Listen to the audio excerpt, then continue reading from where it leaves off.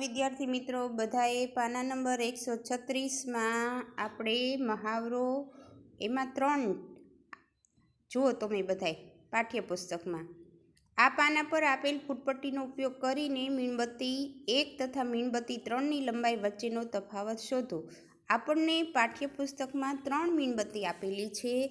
એમાં પહેલી મીણબત્તીની લંબાઈ કેટલા સેમી મીમી છે એ લખવાનું, પછી બીજી અને 3 એમ ત્રણેય મીણબત્તીનું માપ લખવાના, પછી એનું જ્યોતનું માપ પણ અલગથી લખવાનું છે।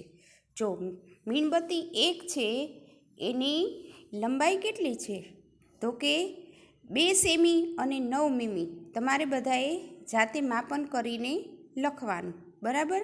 હવે એની જ્યોતની લંબાઈ કેટલી છે તો કે એ 1 સેમી ને 3 મીમી છે, સમજાણું? એવી રીતના તમારે મીણબત્તી 2 માપન કરતાં શીખવાનું છે।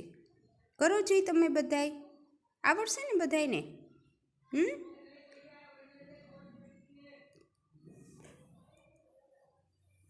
સારું, હાલો કર્યું ને?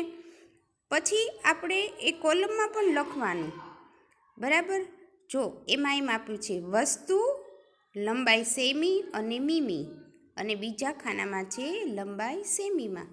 તો મીણબત્તી 1 આપેલું છે એમાં આપણે 2 સેમી 9 મીમી લખવાનું, અને લંબાઈ સેમી છે એમાં 2.9 સેમી લખવાનું। પછી જ્યોત 1 એટલે કે મીણબત્તી 1ની જ્યોતનું માપન કરીને લખવાનું છે, તો એની લંબાઈ સેમી અને મીમીમાં એવી રીતના લખવાનું કે 1 સેમી 3 મીમી, લંબાઈ સેમીમાં એમાં લખવાનું 1.3 સેમી, બરાબર। ચાલો મીણબત્તી 2 એની લંબાઈ છે 4 સેમી 9 મીમી, બાજુના ખાનામાં લખવાનું 4.9 સેમી। જ્યોતની લંબાઈ 2 નંબરની જે મીણબત્તી છે એની જ્યોતની લંબાઈ છે 1 સેમી 7 મીમી, બરાબર, અને સેમીમાં લખવાનું 1.7 મીમી સેમી, બરાબર। ચાલો મીણબત્તી 3 એમાં એની લંબાઈ છે 6 સેમી, મીમી છે નહીં એટલે 0 મીમી, બાજુના ખાનામાં 6.0 સેમી લખવાનું। ચાલો જ્યોતની લંબાઈ લખવાની, તો જ્યોતની લંબાઈ 1 સેમી 5 મીમી છે, લંબાઈ સેમીમાં ખાનામાં લખો 1.5 સેમી। ચાલો એટલું તમારે કોઠો લખાઈ ગયો, સમજાઈ ગયું? હવે આપણને એમ કીધું છે કે મીણબત્તી 1 અને મીણબત્તી 3ની લંબાઈ વચ્ચેનો તફાવત આપણે શોધવાનો છે, તો શું કરવાનું? તો પહેલાં આપણે લખવાનું મીણબત્તી 1ની લંબાઈ કેટલી છે, 1ની લંબાઈ તો કે 2.9 સેમી વત્તા 1.3 સેમી જ્યોતની લંબાઈ છે, એટલે બંનેનો સરવાળો કરતાં થશે 4.2 સેમી, બરાબર। હવે મીણબત્તી 3ની લંબાઈ તો 6 સેમી જ છે અને 0 મીમી છે, પણ જ્યોતની લંબાઈ કેટલી છે તો કે 1 સેમી 5 મીમી છે, બરાબર, એટલે કુલ એનું માપ થશે 7.5 સેમી। હવે આપણે જોવાનું કે તફાવત શોધવું હોય ત્યારે મોટી સંખ્યામાંથી નાની સંખ્યાને બાદ કરવી પડે, તો આપણે 7.5 સેમી છે એને ઓછા 4.2 સેમી કરીએ તો આપણને જવાબ મળે, તો કેટલો આવશે જવાબ તો કે 3.3 સેમી, બરાબર। પછી આપણે જવાબ કરીને લખવાનું કે આ મીણબત્તી 1 અને મીણબત્તી 3ની લંબાઈ વચ્ચેનો તફાવત 3.3 સેમી થાય, સમજાણું? ચાલો પછી છે અંદાજ લગાવો અને રંગ પૂરો।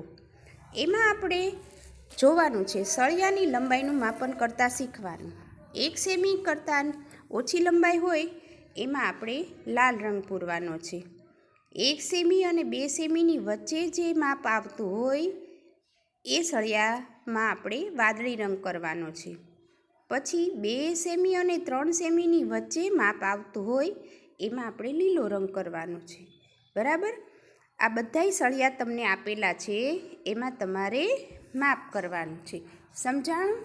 હું તમને અહીંયા સળિયા બતાવું છું, જો આ બધા સળિયા છે, બરાબર, એમાં તમારે જે સૌથી નાના હોય એમાં લાલ કરવાનું આ, પછી એનાથી મોટા હોય એમાં વાદળી, એનાથી મોટા હોય એમાં લીલો. પછી આપણને એમ કહ્યું છે કે 3 સેમી અને 4 સેમીની વચ્ચે હોય એમાં નારંગી કરવાનું. તમારે આ બધા સળિયાનું માપ લઈને જોવાનું કે એકેય સળિયો 3 સેમી ને 4 સેમીની વચ્ચેની લંબાઈનો છે કે નહીં. બરાબર ન હોય તો આપણે નારંગી રંગ ક્યાંય કરવાનો થતો નથી, પણ આપણે એ માપનો સળિયો દોરવાનો અને એમાં નારંગી રંગ કરવાનો. ગમે ત્યાં જગ્યા હોય તમને ફાવે ત્યાં તમારે એ દોરી નાખવાનું અને એમાં નારંગી રંગ પૂરવાનો. સમજાણું? ફરી આપણે મળીએ ત્યારે આપણે પાના નંબર 137ની માહિતી મેળવીશું. બરાબર? આવજો બાળકો, ઘરમાં રહેજો, સુરક્ષિત રહેજો. આટલું બધાને સમજાઈ ગયું? હા.